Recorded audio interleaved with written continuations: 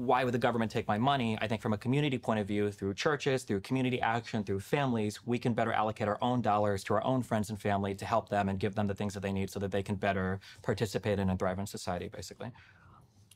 Okay, so one of the things that I've always found a mystery, I mean, I think there's an equal mystery on the left and on the right in this regard, is that the more conservative types tend to be very skeptical of big government, and the leftist types tend to be more skeptical of big corporations. Right? Well, so following through the logic that you just laid out, you made the suggestion that one of the things that characterizes people on the left is the belief that government can act as an agent of can and should act as an agent of distribution. Okay, a potential problem for that is the gigantism of the government that does that. Now, the conservatives are skeptical of that gigantism. And likewise, the liberals, the progressives in particular, we'll call them progressives, are skeptical of the reach of gigantic corporations. And I've always seen a commonality in those two in that both of them are skeptical of gigantism. And so one of the things that I don't think it's I don't think that we should fear or despise an organization simply because it's large. Big business is a good thing that allows us to enjoy higher standards of living. Walmart, Microsoft, Amazon, all of these companies, massive, gigantic companies, have done profound good for our society.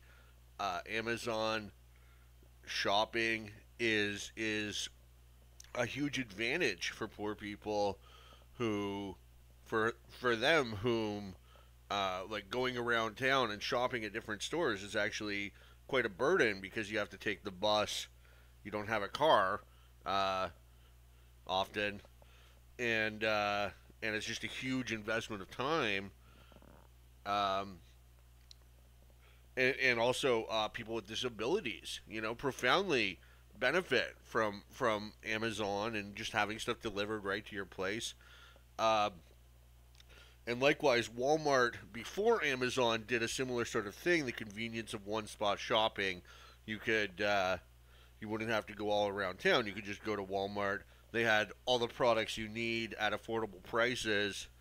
So it's really, I think, a weakness in analysis to say, oh, well, government's big, corporations are big is the problem, when the problem is that the state uses aggression, uses coercion as a means of obtaining revenue.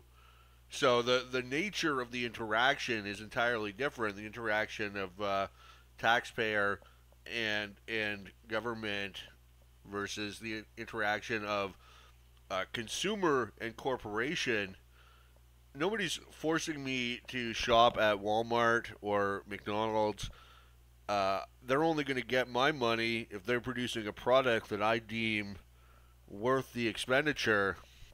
Whereas with the state, because the money's collected through taxation, because we have very minimal control over state policy as a voter. I mean, every 4 years you get to rubber stamp which of two identical politicians or politicians which have identical policies from political parties that have identical policies. That's not exerting a considerable amount of control over the state apparatus, over state policy. And because the money is collected through coercion and it's involuntary, you can't say no. So the money can be used for anything, and you have no control over that. Which is why you have, with state expenditures, money being used for very, very bad things, like bombing countries overseas that don't really need to be bombed, or sending aid to dictators, propping up dictators, or even something more minor like imposing tariffs and enforcing tariffs, which even has sort of a certain logic to it, flawed though that logic may be.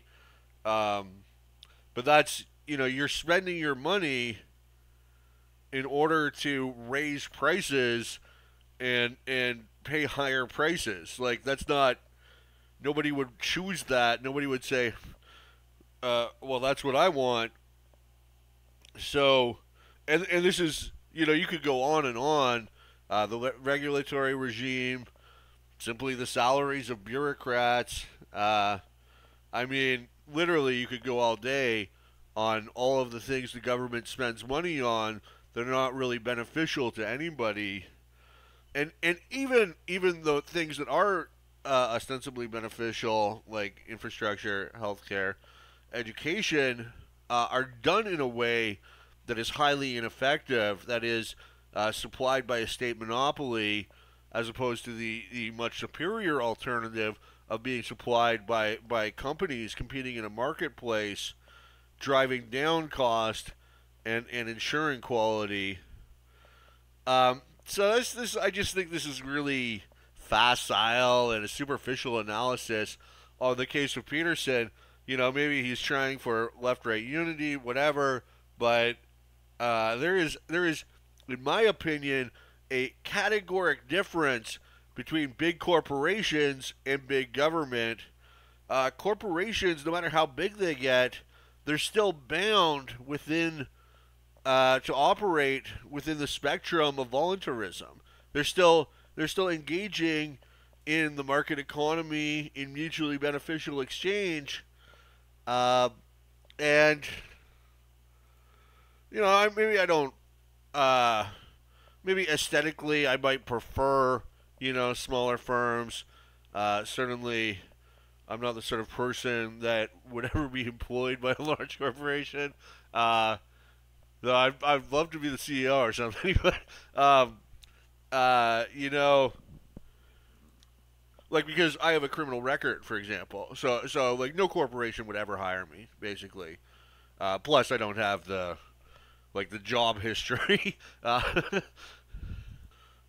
I don't really like malls. That whole, I think that's sort of like a sort of perversion of capitalism a little bit. This like sanitized, like it's still capitalism. It's still the market economy.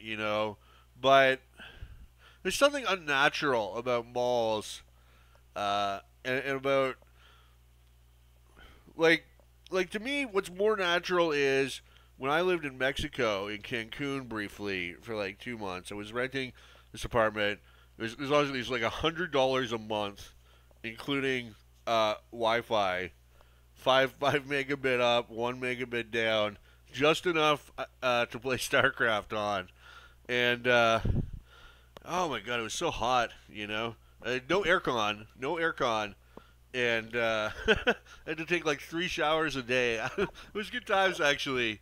But one of my neighbors opened, well, it was already there, I guess. They had a restaurant in their house, and you could go in and you would get some chicken leg quarters or drumsticks, and they give you some tortillas and some rice, and they had this nice hot red sauce, and it was all for like 20 pesos or something, like 20-30 pesos, like $1.50. It was great deal. And that's really what I like, is entrepreneurship at that low level. Like, I've always pretty much always worked for myself, been self-employed, or done freelancing where I'm working directly with clients. Like, that's the sort of environment that I thrive in, or maybe that's the only real options available to me. But when I think of malls, I think of just like all the regulations that prevent independent small business from operating, and I don't know. It just feels like there's something artificial there. I'm not sure if I'm really explaining myself properly. Or like another example, of what is really capitalism is the farmer market in Katy.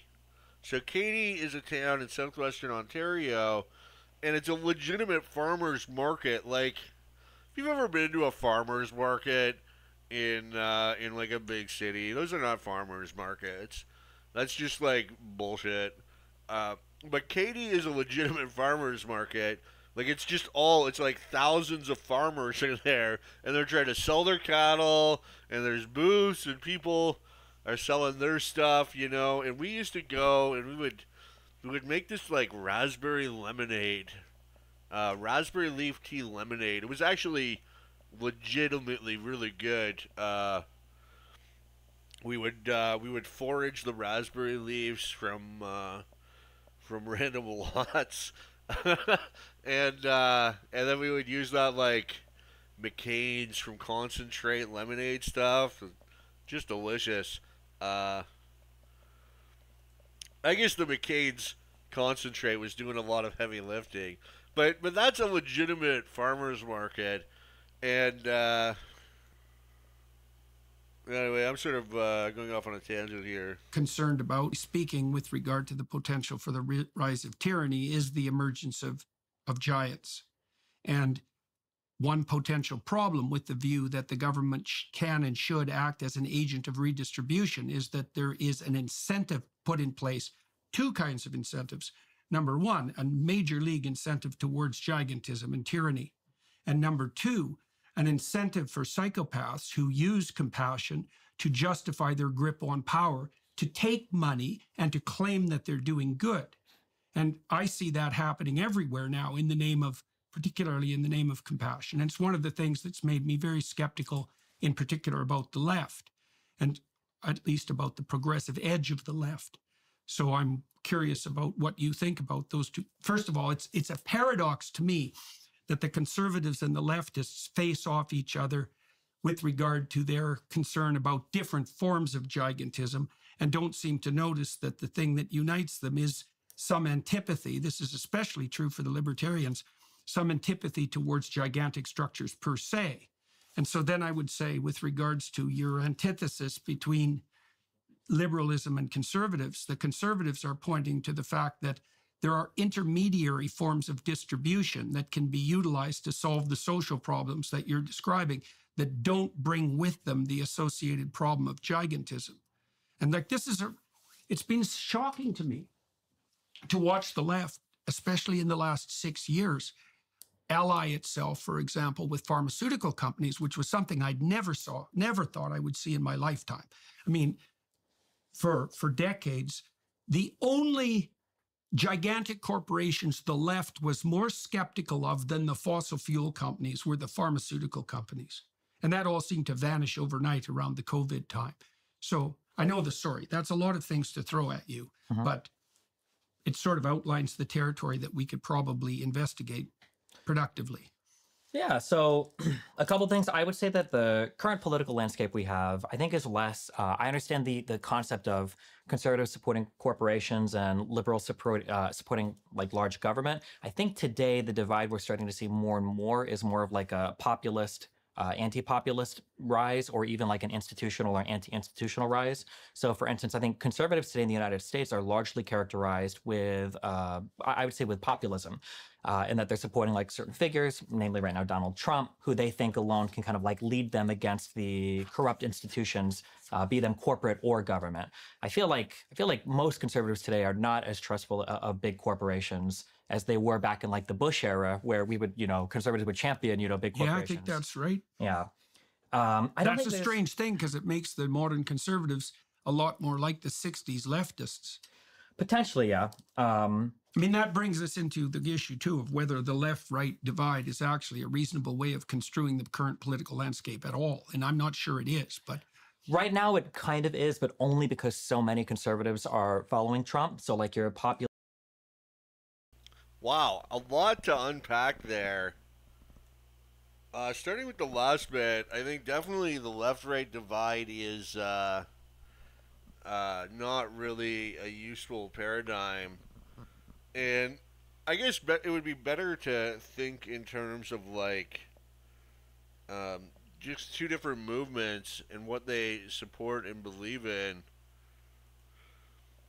Well, so on the left, or on the Democratic side, or the progressives, liberals, whatever label you want to associate with. I think progressive is the term that best describes their ideology, in that there's a path they want to go down, progression. Uh, right now, obviously,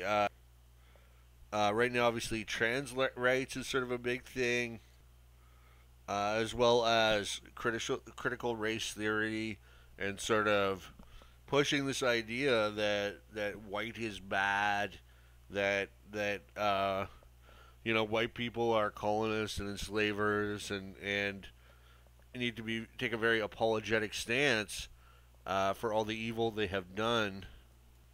And then economically, they're basically Fabian socialists who want to implement state control over the economy gradually. For example, in Canada, we're seeing right now the government takeover of pharmaceutical insurance, or pharmaceutical payments, basically pharmacare.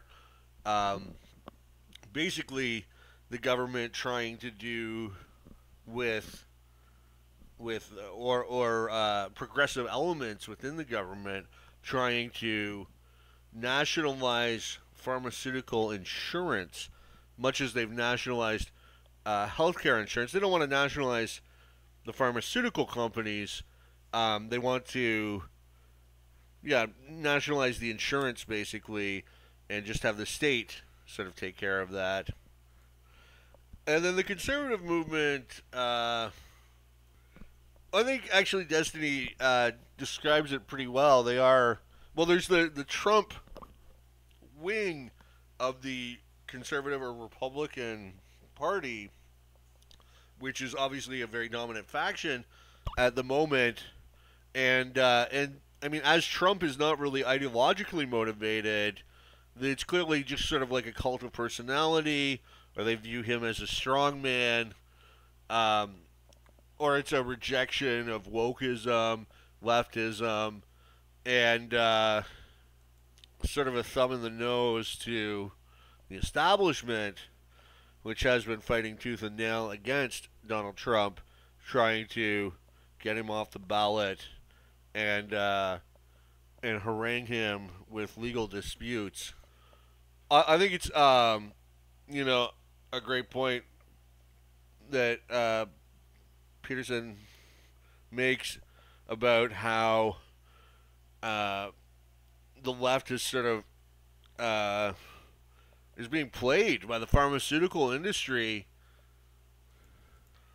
I always find it funny when I'm in conversations with socialists, and they're advocating that you need IP law, and it's like, what? You're a socialist, but your goal is to ensure that big pharma's billions of dollars of profits are enshrined in law? Like, what sense does that make as a socialist? But as they say, politics makes for strange bedfellows. Populist, anti-populist thing kind of maps on kind of cleanly to the left and right. It doesn't work with progressives, though, or the far left, because they're also anti-large everything. So in a surprising way, on very, very far left people, you might find them having a bit more in common with kind of like a MAGA Trump Horseshoe theory. or left liberal. So for instance, like both of these groups of people on the very far left will be very dovish on foreign policy, probably a little bit more isolationist. They're not a big fan of like a ton of immigration or a ton of trade with other countries. They might think that there's a lot of institutional capture of both government and corporations. So both all of the MAGA supporters and the far, far left might think that corporations don't have our best interest at heart and the government is corrupt and captured by lobbyists. Yeah, like, yeah, you'll see a lot of yeah. overlap there. Right. I think that sometimes there's a couple things. One, this is something I feel like I've discovered. People have no principles. I think that people are largely guided by whatever is kind of satisfying them or making them feel good at the time. I think that's a really important thing to understand, because people's beliefs will seem to change at random. If you're trying to imagine that a belief is coming from some underlying principle or is governed by some internal, like moral or reasonable code or whatever. I think generally there are large social groups and people kind of follow them along from thing to thing, which is why you end up in strange worlds sometimes where Like the position on vaccines and being an anti-vaxxer might have been seen as something, 10 years ago as kind of like a hippie leftist, and now maybe it's more like a conservative, or it's associated more with like MAGA Trump supporters or whatever. I think as a result of how the social groups move around. When it comes to you mentioned this like gigantism thing. That's another thing where I'm not sure if people actually care about gigantism or if they're using it as a proxy for other things that they don't like. Like I could totally imagine a Well, I person. care about it. Sure. Yeah, you might. Yeah, sorry. It just That's meant okay. in general. That's Yeah. okay. Because like I could imagine somebody saying that like they don't trust like a large government, they think there's too much, prone to tyranny or something like that, but also be supportive of an institution like the Catholic Church, which is literally, one guy who has a direct Right, line to but they God. can't tax, Well, I mean, there's and they don't have a military, that and is they can't conscript you. true. Right, Yeah, and they can't throw you in jail. that is true. Yeah, I mean, Right. Well, That's the point I was making about corporations as well.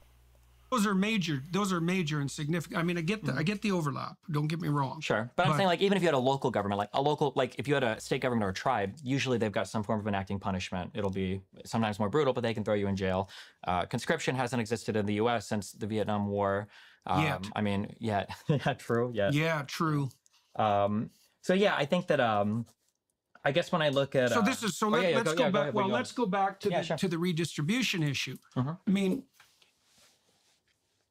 we pay 65% of our income at, say, upper middle class to upper middle class level in Canada.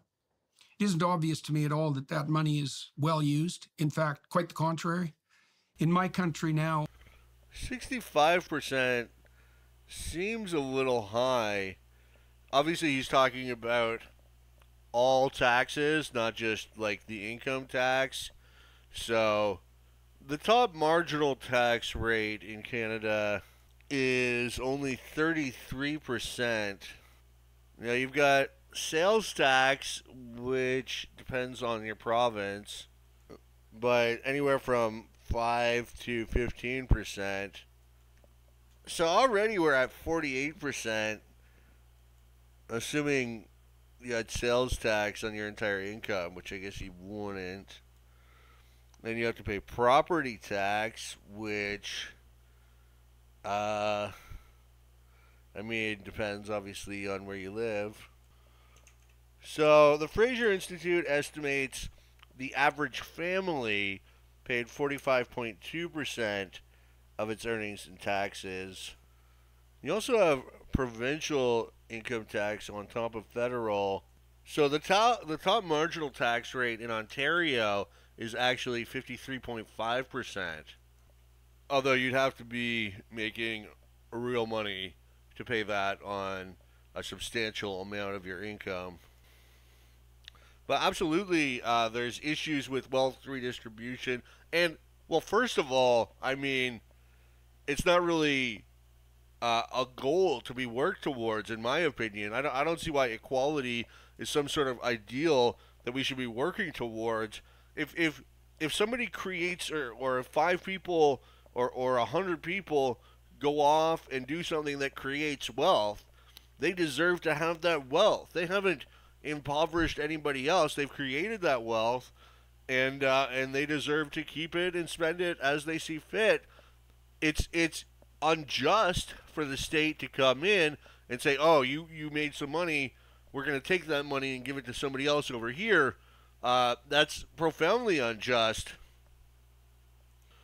And not to mention that, although it might be justified in the name of redistribution, there's very little redistribution going on. Mostly, the money's being spent in the name of the poor, but it's really not going to the poor, but rather being spent on their behalf and going to bureaucrats or companies that work for the state.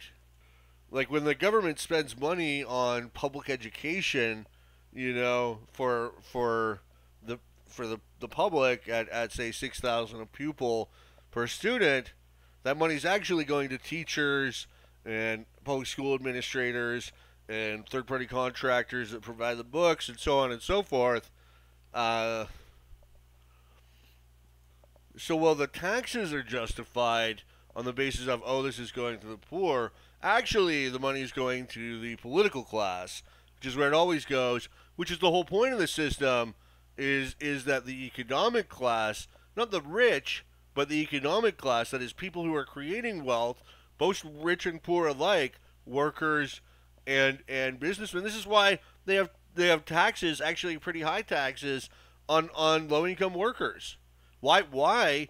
If the whole point is to redistribute wealth to the poor, then why would somebody making $30,000 a year pay any taxes? They're poor. They're working poor.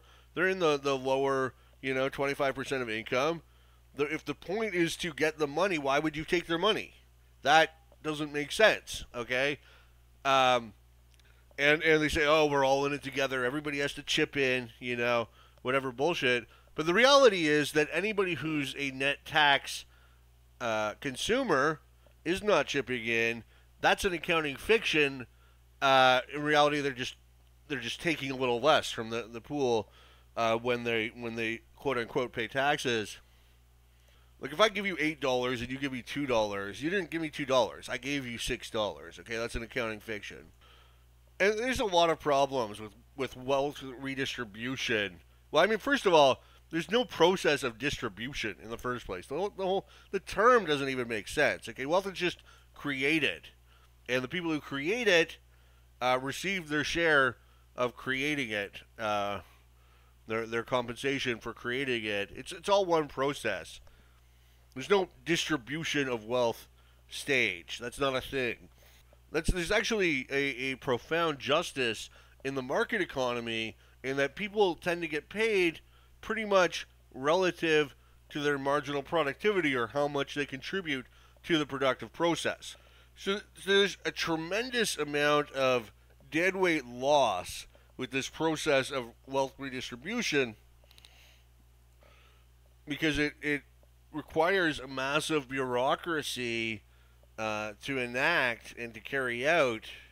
And that's why Milton Friedman proposed the negative income tax, this idea that, we could eliminate the whole machinery of the welfare state and just have automatic top-ups if you're low income, off the salaries of high-income individuals.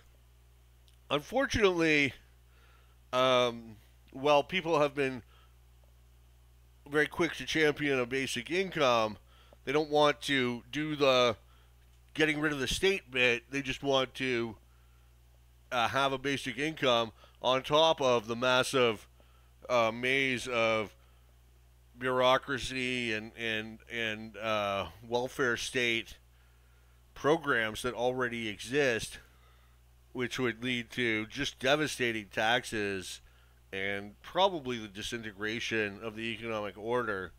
And it doesn't make sense to me, too, things like public education, public health care are justified on the basis of the poor, but why would you design a system for all of society just around the fact that some people can't pay?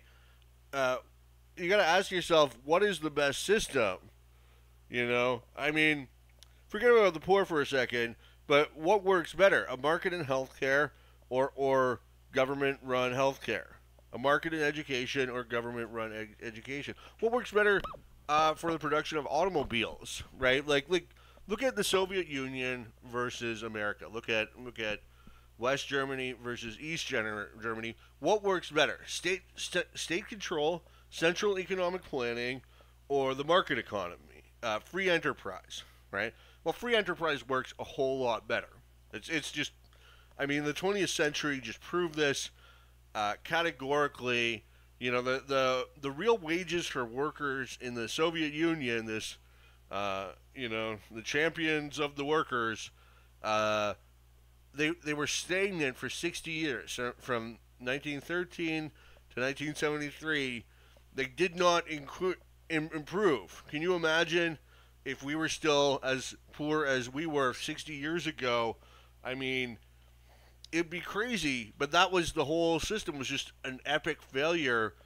And that's what happens when the government controls the means of production, is it doesn't work. You need market forces. You need entrepreneurship, competition, this sort of rivalrous process of who can do a better job for the public, and so why would it be any different when it came to education or healthcare, as it would when it comes to agriculture or the production of automobiles or any of the other things that the market does better than the state? And the answer is it wouldn't. So if you have the market in healthcare, have the market in education, and if there's a legitimate problem about poor people not getting access, then address that directly, right? Charity or whatever. Have a program that targets them. Like for example, in Switzerland, they have purely market-based healthcare, but they have subsidies for low-income individuals so that they can afford healthcare insurance. The system works amazingly. Some of the best outcomes in the world. Very expensive, very high-quality healthcare system. They're also a rich nation that chooses to spend a lot of money on healthcare. There's also a moral hazard associated with wealth redistribution and welfareism. Why should somebody that's busting their ass, working 50 hours a week, why should money be taken away from them to give to somebody who's abusing drugs or alcohol? That's absolutely a problem. I mean, look at what's going on in Vancouver right now with all the drug addicts out on the streets. You don't think all those drug addicts are on welfare? They're all collecting their check. They're $300 a month, or more. $1,200 if you're on disability. So the whole system is ridiculously expensive for what you're quote unquote trying to achieve, which is taking some money from A, giving to B. Well, how much of the money actually gets to B? Almost none. It's spent in their name. It's not actually given to them, except in the case of welfare. Or they are to be fair, they are moving a little more towards cash payments like GST rebate, carbon tax rebate, all these things. Which, to give the devil its due, is better than social spending. It's better than spending the money in the name of the poor, because when you get like a check from the government, like a GST rebate check, $75 a quarter or whatever, then you could spend that money on whatever you want, and you're going to spend it on your most highly valued ends. So it's going to have greater utility than if some politician spends it on some government program that you couldn't possibly care less about. Our citizens make 60% of, they produce 60% of what you produce in the U.S. That's plummeted over the last 20 years as state intervention has increased. I'm not convinced that the claim that the interests of people who lack opportunity are best served by state intervention. And there's a couple of reasons for that. I mean, first of all, I'm aware of the relationship between inequality and social problem. There's a very well-developed literature on that, and it essentially shows that the more arbitrary, the broader the reach of inequality in a political institution of any given size, the more social unrest. So where all people are poor, there isn't much social unrest, and where all people are rich, there isn't much social unrest. But when there's a big gap between the two, there's plenty, and that's mostly driven by disaffected young men who aren't very happy that they can't climb the hierarchy. There are barriers in their way. And so there is reason to ameliorate relative poverty. The problem with that, to some degree, is that most attempts to ameliorate relative poverty tend to increase absolute poverty, and they do it dramatically. And the only solution that we've ever been able to develop to that is something approximating a free market system. I wouldn't call it a capitalist system, because I think that's capture of the terminology by the radical leftists. It's a free exchange system, and the price you pay for a free exchange system is you still have inequality, but the advantage you gain is that the absolute levels of privation plummet. And I think the data on that I think they're absolutely conclusive, especially, and that's been especially demonstrated in the radical decrease in rates of poverty since the collapse of the Soviet Union in 1989, because we've lifted more people out of poverty in the last 4 decades than we had in the entire course of human history up to that date. And that's not least because the statist interventionist types who argued for a radical state-sponsored redistribution, lost the Cold War, right? And that freed up Africa to some degree, and certainly the Southeast Asian countries, to pursue something like a free trade economy. And that instantly made them rich, even China. So that's an argument, let's say, on the side of free exchange, but it's also an argument, a twofold argument, pointing out how we ameliorate absolute poverty, which should be a concern for leftists, but doesn't seem to be anymore, by the way, and also an argument for the maintenance of a necessary inequality. Like, I'm not sure that inequality can be decreased beyond a certain degree without that decrease causing other serious problems. And we can talk about that, but it's a complicated problem. Yeah, for one point of clarification, when you say leftist, what do you mean by that? Well, I was going with your definition, like essentially the core idea being something like the central problem being one of relative inequality and distribution of resources, and the central solution to that being something like state-sponsored economic intervention. I mean, there's other ways we could define left or right, and we can do that, but, I'll stick with the one that you brought forward to begin with. Gotcha. Okay. I only want to be clear on that because people get mad if I call myself a leftist. Oftentimes online or especially in Europe or worldwide, leftists will refer exclusively to like socialists or communists, and anybody to the right of that would be considered like a liberal. If you no, like usually a fascist. Well, depending on very rapidly. Yeah. I just wanted to be clear on that. So I'm absolutely a pro-capitalist, pro-free market guy. I'm never gonna. Okay. Mm-hmm. Well, that's good. It's good to get that clear. Why? Yeah. Because I would argue that when you look at like the fall of the Soviet Union, or you look at the failure of like socialist or communist regimes, I don't know if the issue there was so much redistribution. I think the problem that was one of many issues. I don't think it was an issue at all, actually, I would say. I think the issue was command economies. Wait a minute. What do you mean redistribution wasn't an issue? What the hell do you think they did to the kulaks? That was forced redistribution. It resulted in the death of 6 million people. So maybe I'm not understanding what you mean, but that was redistribution at its like pinnacle. Sure. And forced redistribution. And it was brutal. When I think of the strengths of capitalism, the ability for markets to dynamically respond to shifting consumer demand is like the reason why capitalism and free market economies dominate the world. When you've got socialist or communist systems, command economies where a government is trying to say, this is how much this is going to cost, this is how much you're going to produce and make.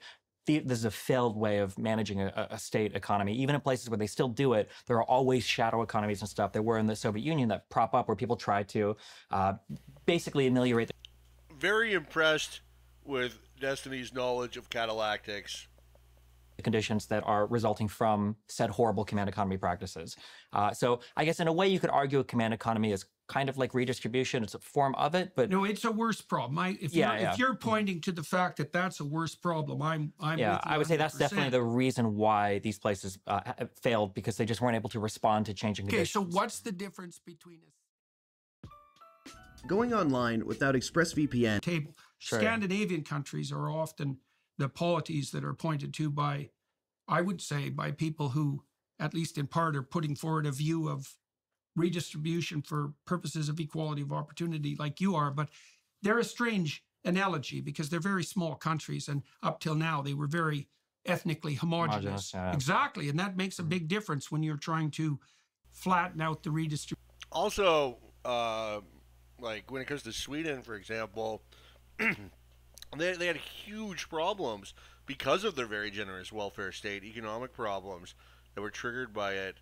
I mean, Europe was the birthplace of capitalism, so I would argue that the Nordic states are wealthy in spite of their welfare states, not because of them. Distribution. Plus, they are also incredibly wealthy, which makes, redistribution, let's say, a lot easier. So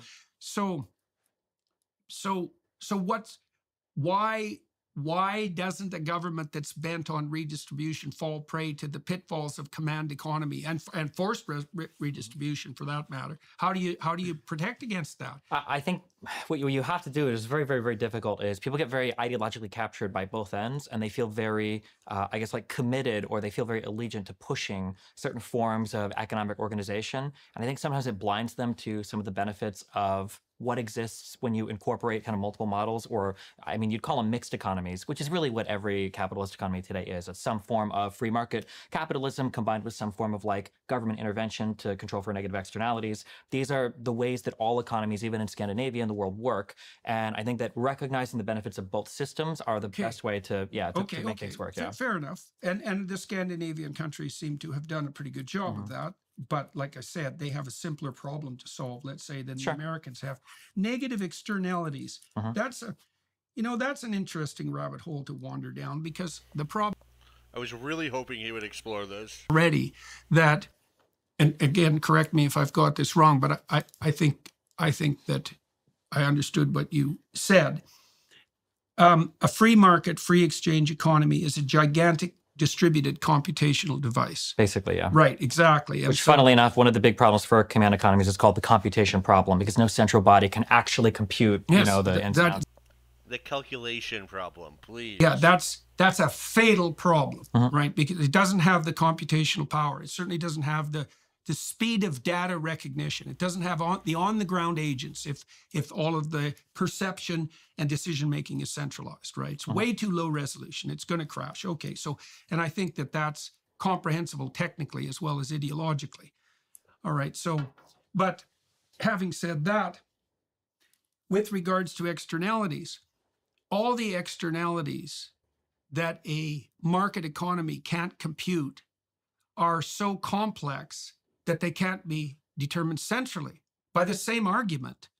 And there are ways to account for them, though. Really? That work with. Tell me. Yeah. How. Because I can't see that. Because I can't see how that they can be accounted for without the same computational problem immediately arising. Yeah, and I understand that. And I think that's a problem sometimes of people very far on the left when they want to deal with certain problems. I think that they want to bring like heavy-handed, like things like price controls in to say, well, we need less of this, so let's just make this cost this particular thing, which ironically enough introduces a whole other set of externalities that will happen when you get a lot of friction between where your price floor or ceiling is set compared to what a market was set at. But ideally, if you're a reasonable person and you view economies as mixed economies, what you try to do is you try to take these externalities, meaning things that aren't accounted for with your primary system. So in a capitalist system, an externality might be something that causes a negative effect, but it doesn't cost you any money. Pollution would be a good example of that. And rather than... Pollution is just simply an act of aggression and can easily be dealt with through the legal system. That is, pollution that has obvious damage.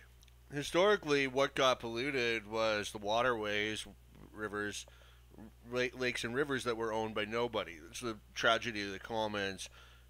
When everybody owns something, nobody has a real incentive to take care of it. That's why these things should be privately owned. Then the river owner has this strong incentive to ensure that nobody's polluting, ruining the value of the river, or the lake. So I think a strict private property system has no problem handling pollution, at least in the sense of like dumping waste into a lake. Than saying like, well, no company can pollute this much, or, if you're a company, you have to use these things because the other things are making too much pollution. All you do is you say, okay, well, if we've determined that, say, carbon is bad for the atmosphere, well, we're just going to attach a little price to that. The government is going to say that, yeah, if you pollute this much, here's the price, and then... So, carbon emission and global warming, climate change, that's either not something that sort of the private property system can or should handle, because you can't see any direct harm from one individual to another person or their property. If we take doomsday alarmists at their word, carbon emissions are some catastrophic risk to the human race, this seems highly dubious to me. I'm not saying global warming isn't a thing. I'm not saying climate change isn't a thing. I just don't think it's a catastrophic threat to the human race. I don't see how. So far, allegedly, we've had 1.5 degrees roughly of warming, and it's really made no difference um, overall to the human race in the grand scheme of things. Uh, Maybe there's been some more adverse weather events. I'm not sure what the weather would have looked like without 1.5 degrees of warming. Neither is anybody else for that matter. So I don't think that's something we can say with any degree of certainty.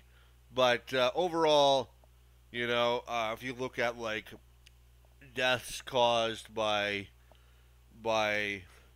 natural disasters, we're not seeing any serious trend upwards. I don't think there's been any decreases yet in crop yields. In fact, during this period of warming, we've seen global production of primary crops increase by 52% between 2000 and 2020. And of course, CO2 is one thing that contributes to the growth of plants. Now, I'm not saying that this is necessarily going to continue in this direction. Maybe it's true that with another 2 degrees, the world's going to end, or widespread crop failures, or whatever. The climate is a chaotic system, and certainly it's possible that a small change in input could lead to some extreme output. But I'm just saying, so far, with the 1.5 degrees that we've seen, from what we can measure, there's been very minimal effect. Another point is that the warming has been concentrated in the Arctic region. So, for example, if you look at the NASA temperature data, you see all this dark red at the top in the Arctic. That's where the warming has been concentrated. Also Europe and Russia. So that's another reason why we probably haven't seen substantial impact from global warming, is because it's been concentrated in the colder, arid regions where some warming might be beneficial. Although you also see this area here, Northern Africa, Southern Europe, where maybe that's not the case. But that type of intervention in the economy basically allows the free market to hopefully do its job, because the government has tacked on a little bit of a price on it that tries to account for the cost of that externality. Yeah. Great. That's a great example. We can go right down that rabbit hole. Carbon. Okay, so first of all, one of the things I've seen, you tell me what you think about this, something that I've seen that actually shocks me, that I was interested in watching over the last 5 or 6 years. I wondered what would happen when the left, the progressives, ran into a conundrum. And the conundrum is quite straightforward. If you pursue carbon pricing and you make energy more expensive, then you hurt the poor. And I don't think you just hurt them. In fact, I know you just don't hurt them. I heard a man 2 days ago who's fed 350 million people in the course of his life, heading the UN's largest relief agency, make the claim quite straightforwardly that misappropriation on the part of interventionist governments increased the rate of absolute privation dramatically in the world over the last 4 or 5 years. And that has happened not least because of carbon pricing, not just carbon pricing, but the insistence that carbon per se is an externality that we should control. Now, Germany's paid a radical price for that, for example. So their power is now about 5 times as expensive as it could be. And they pollute more per unit of power than they did 10 years ago, before they introduced these policies that were hypothetically there to account for externality. And the externality was carbon dioxide. I don't think that's a computable externality. And I don't think there's any evidence whatsoever that it's actually an externality that we should be warping the economic system to ameliorate, if the cost of that, and it will be an increase in absolute privation among the world's poor. So, and here's an additional argument on that front with regards to externalities. You get that wrong, and here's something you could get right instead. If you ameliorate absolute poverty among the world's 1 billion poorest, they take a longer view of the future. And that means they become environmentally aware. And so the fastest route to a sustainable planet could well be the remediation of absolute poverty. And the best route to that is cheap energy. And we're interfering with the development of cheap energy by meddling with the hypothetically detrimental externality of carbon dioxide. And so I think this is a complete bloody travesty, by the way. We are putting the lives of hundreds of millions of people directly at risk right now to hypothetically save people in the future, depending on the accuracy of our projections 100 years out. And these interventionists, these people who are remediating externalities, they actually believe that they can calculate an economic projection 1 century out. That's utterly delusional. So, okay, so just as to be clear, the first thing, I was just giving an example of how you can use like a government intervention to make a free market track something, which is what cap and trade or like carbon taxes would do. I wasn't necessarily speaking to the strength of that individual thing, but yeah, but that's a good thing to focus on. Yeah, we can focus on that as well. Major externality. Yeah, we can focus on that as well. So the first thing, this is going to sound mean, but I'm very realistic. There needs to be a better argument than just it disproportionately impacts the poor. That's not always classic leftist argument. Sure, it might be, but but it's the same argument you made to justify your swing to the left at the beginning of our discussion. You said that you were looking at economic inequalities that disproportionately affected the poor. So I can't see why, and I'm not trying to be mean about this either. I can't see why you could base your argument that it was morally appropriate for you to swing to the left from your previous position because you saw disproportionate effects on the poor, and I can't use that argument in the situation that I'm presenting it right now. Well, because it depends on if we think it's a condition that ought to be remedied or not. For instance, if I walk, around and I see homeless people and I'm like, man, this is really sad. We ought to spend more money on homeless people because it seems like they're disproportionately affected by their living conditions. And then somebody says, oh, well, do you think we should still lock up, rapists and murderers? Aren't they disproportionately poor? I'd probably say, well, yeah, we probably should. And I go, well, isn't that hypocritical? Well, no, I think that rapists and murderers should probably be in jail, but we can also help the homeless at the same time. I think that just helping the poor isn't an argument like a blank check to do every possible thing to satisfy poorer people. Right, it's going to depend on from issue to issue. Yeah, that's fine. So, like, for instance, that's I think because the poor, everyone who's poor is not a victim. Some people who are poor are psychopathic perpetrators. Sure. And it's very useful to distinguish them. But I was making a much more specific argument. My argument was that the fastest way out of absolute privation for the world's bottom billion people is through cheap energy. Yeah, I understand what you're saying there. So I just working my way towards that. Yeah. I just want to say that just because something targets the poor is not necessarily an argument against it. Depends on how hard it targets them, and it depends on whether mass starvation is the outcome. The outcome is important. That I agree with. So, for instance, like a sin tax. The outcome will be mass starvation. I'm getting to it. Okay. Yeah, I'm getting to it. Okay. Sin taxes on like cigarettes and alcohol are always going to disproportionately impact the poor, or even sugar, we might say, right? But just because that disproportionately impacts the poor, is that a good thing or a bad thing? These are probably the people that suffer the most from those particular afflictions. Right. So, and that is an immediate versus delayed issue too, right? Because the reason, I mean, obesity is an immediate. I don't think alcoholism the reason for the tax is to stop people from pursuing a certain form of short-term gratification at the cost of their long.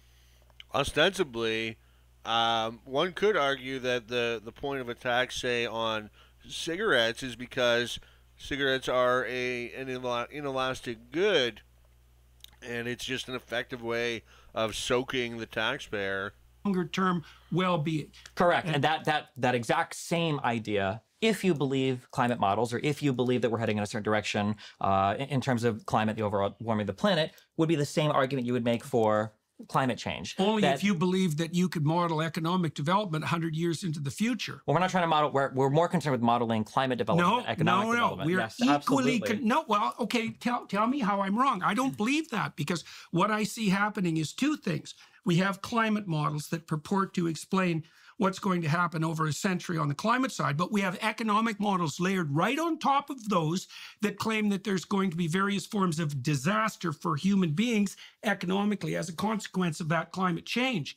And so that's like two towers of Babel stacked on top of one another. And so, because if people were just saying, oh, the climate...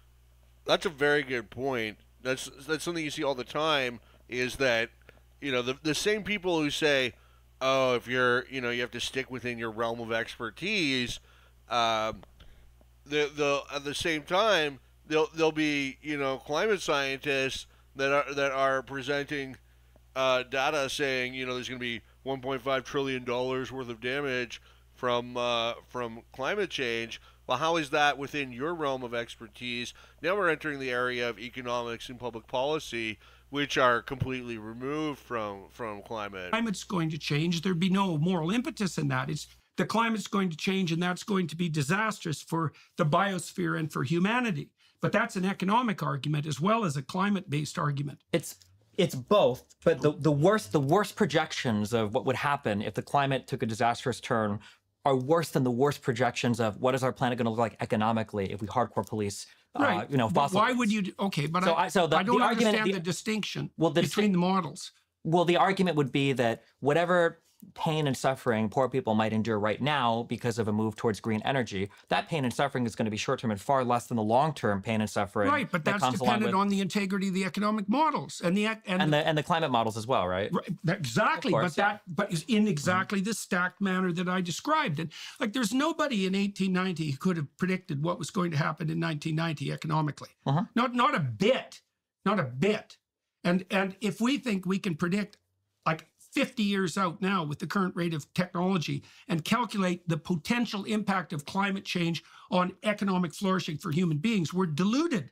No one can do that. And then, it's worse. So imagine that as you do that and you project outward, your margin of error increases. That's absolutely, definitely the case. And at some point, certainly on the climate side, the margin of error gets rapidly to the point where it subsumes any estimate of the degree to which the climate is going to transform. And that happens even more rapidly on the economic side. Potentially, but I think right now, this is a disagreement on the fact of the matter, though, not the philosophy of what we're talking about in terms of controlling externalities. If we think, I'm curious, let's say that we think we can accurately predict the climate and the economic impact, and we think that the climate impact would be far worse if we don't account for that, both in terms of human conditions. I don't believe any of those presumptions. I sure, think but then if you don't, faulty. but I mean, like, obviously, if I agreed with that factual analysis, I would probably agree with you on the prescription here too, right? If I thought that like none of the climate models were accurate or couldn't accurately predict anything, then I'd also say why make? Well, they're not sufficiently accurate. That's the first thing. And because they have a margin of error, and it's a large margin of error, they don't even model cloud coverage well. That's a big problem. They don't have the resolution. They don't have nearly the resolution to produce the accuracy that's claimed by the climate apocalypse mongers. People keep saying that, but we just got another one of the hottest years on record. How many times are we going to have another hottest year on record? How many times are we going to have an increase of carbon dioxide concentration in the atmosphere before we're finally like, okay. I don't know. And the reason I don't know is because it depends. The scientific answer to that question depends precisely on the time frame over which you evaluate the climate fluctuation. And that's actually an intractable scientific problem. So you might say, well, if you take the last 100 years, this variation looks pretty dismal. And I'd say, well, what if you took the last 150,000 years? Or the last 10,000 or the last 10 million?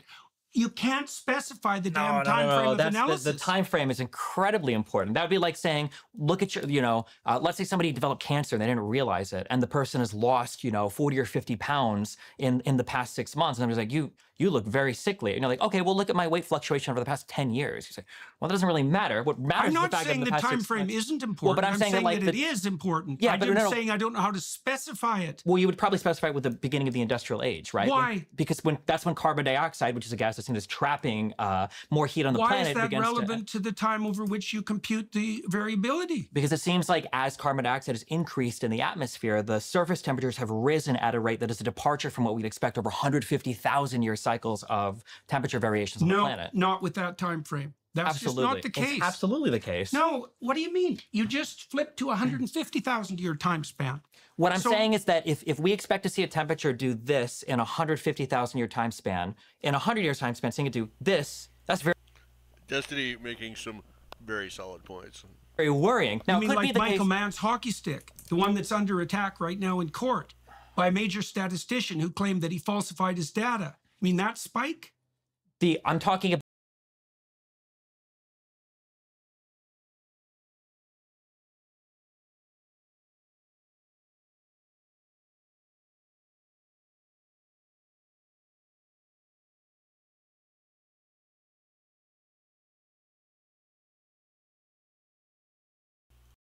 All right, we're an hour in. I'm going to call it now. But really fascinating discussion between Destiny and Jordan Peterson You should definitely check out the full discussion on its all. It's I think a really great conversation. A lot of great points raised by both parties. Um, and I'd like to see more of this. Instead of debates or uh, echo chambers. Let's have more open and honest discourse and elevate the discussion when it comes to important political issues and current events.